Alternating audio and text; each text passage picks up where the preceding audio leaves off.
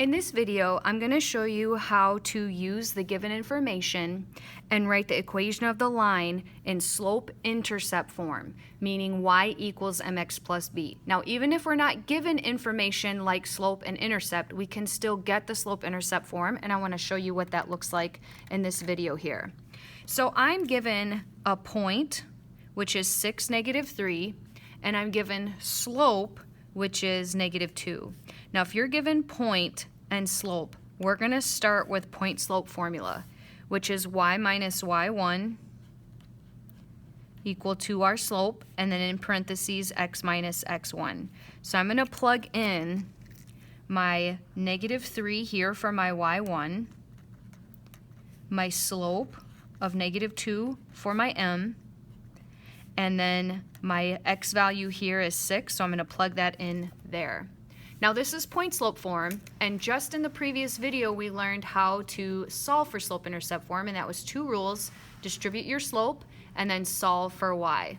So I'm going to start by distributing this slope here, and I'm also going to simplify in this step. Minus a negative would really mean we have y plus 3. So -2 times x is -2x, -2 times -6 is +12. And now if I subtract 3 to the other side, I will have my slope-intercept form, which is y equals -2x plus 9. And that is the slope-intercept form after we've been given a point and slope. Now the next question says here, passing through the point -3, 0, and a slope of -3. Slope of 1/3. So again, we need to start with point-slope form because I'm given a point and slope, and that's why it's named point-slope form. And that formula was y minus y1 equals our slope m and x minus x1. Because I was given a point and given slope, I have to start with point-slope form. So now I'm going to substitute in my value for my y, which was 0, the value of my slope, which was 1/3, and the value for my x, which was -3. Now I'm going to do some simplifying so I can get this form into this form. So y minus 0 just means y. I don't need to say minus nothing. Now I'm going to distribute my slope. 1/3 times x is 1/3 x. And minus a negative really means that's a positive. 1/3 of 3 is actually just 1. And this is our slope-intercept form of our line. If you're not sure about how I did that last fraction times 3, use your calculator. It says here if I take 1 divided by 3 and then I multiply by 3, the divide by 3 and multiply by 3 cancel each other out, and you're just left with that 1. That's how I got that 1 there. Okay, now in this question, you're given a point. You're given the point -2, -1, and we're given a slope of -3. Again, you're given a point and you're given slope, so you have to start with point-slope formula. Y minus y1 equals m, and then x minus x1. If I plug in my y value of -1, I'll have y minus -1 equal to my slope of -3, and then in parentheses, x minus my x value of -2.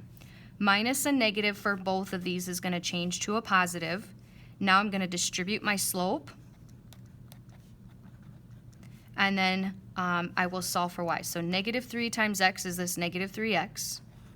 -3 times 2 is -6. And now if I subtract my 1 over, I'll get my point-slope formula. Y will equal -3x minus 7. And that would be my point-slope formula. In this example here, it says passing through the point +2,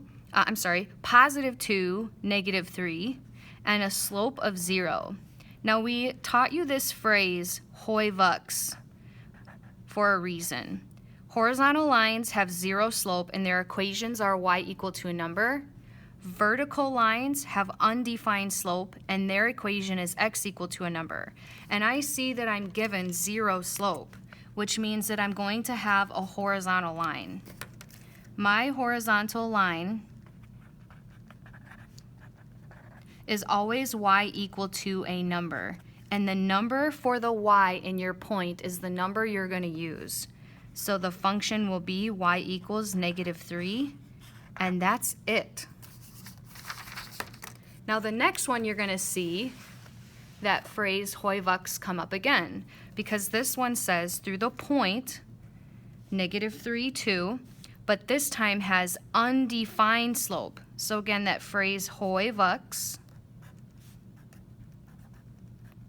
I know that I have a vertical line in this example because vertical lines have undefined slope. That's what that U stands for. So I know this is going to be a vertical line.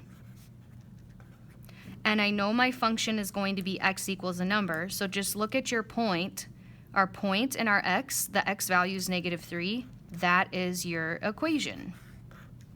All right, in this last example, it says that your equation has an x-intercept of 3 and a y-intercept of -2. And I'm going to graph this one to show you what your line looks like. If you can graph it real quick, just make a short graph, we can use, oh shoot, it says slope of -2, not y-intercept. Let me erase that whole thing. Let me start over. If it has an x-intercept of 3, 1, 2, 3, x-axis, I should have read that more carefully, and a slope of -2, we would go down 2, right 1.